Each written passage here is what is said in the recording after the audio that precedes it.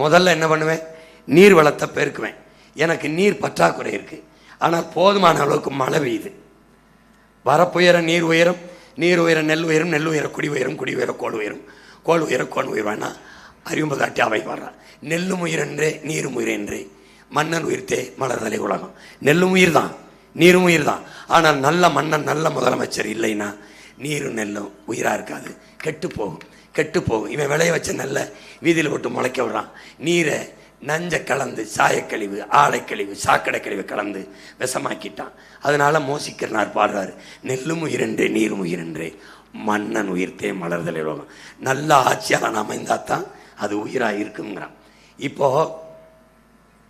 334 வற்றாத ஆறுகள் நமக்கு இருந்துச்சு, 154 நீர்நிலைகள் இருந்துச்சு. அதெல்லாம் இப்போ இல்லை, இல்லை, உங்களுக்கு தெரியும், இல்லை. இப்போ நாம் உயிர்ப்பிக்கணும். நம் பாட்டன் பாரதி பாடுறான், என்ன பாடுறான், காவிரி தென்பண்ணை பாலாறு தமிழ் கண்டதொரு வையை பொருணை நதி என மேவிய பல ஆறு ஓட திருமேனி செலுத்த தமிழ்நாடுன்னு. இந்த ஆறெல்லாம் இப்போ இருக்கான்னு நீங்கள் பார்க்கணும். இல்லை, போங்க. வடகிழக்கு பருவமழை, தென்கிழக்கு பருவமழை என்று 2 பருவமழைகள் பெய்தது. இப்போ பருவமழை போய்த்திருச்சு. பெருமழை அல்லது புயல் மழை 2 தான் இருக்கு. ஏரி, கம்மாய், தாங்கல், தருவை, கருணை, குட்டை, குளம், ஊரணி, இப்படி பல வகை நம்ம உருவாக்கி வச்சுருந்தோம். இப்போ இதெல்லாம் இல்லை. மறுபடி கணக்கில்லாத ஏரி, குளம், குட்டை, கம்மாய்களை உங்கள் மகன் உருவாக்கி பெய்கிற மழையில் 4300 TMC நமக்கு மழை பெயர் கிடைக்குது. அந்த நீரை நம்ம சேமிக்காமல் கடலில் விடுறோம். 2000 பயன்படுத்துகிறோம், 2300 கடலில் விட்டுறோம். அந்த கடல் என்ன பாருங்க, கணக்கில்லாத 6 மணல் அள்ளி விற்று பின்னாடி வாங்க. இது என்னன்னு தெரியுதா, இது மண் அள்ளுறான், போங்க போங்க அள்ளி திங்கிறான். ஆற்று மணல் அள்ளிட்டா 6 செத்துரும். இது ஆற்றுல வர்ற தண்ணி, காவிரியில் வர்ற தண்ணி, பாலாற்றில் வர்ற தண்ணி.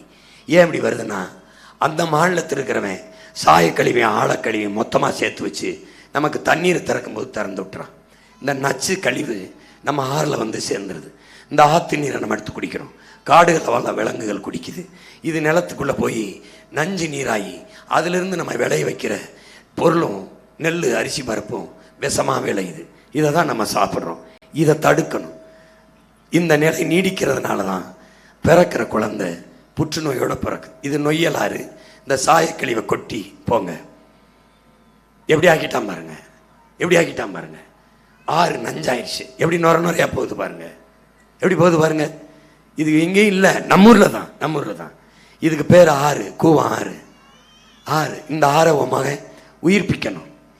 என்ன பண்ணணும், இந்த கழிவு நீர் கலக்காம தடுக்கணும். நமக்கு உங்களுக்கு காட்டியிருக்கேன், 4300 TMC தண்ணீர் போங்க, 2000 பயன்படுத்துகிறோம், மீதியை கடலில் விடுறோம்.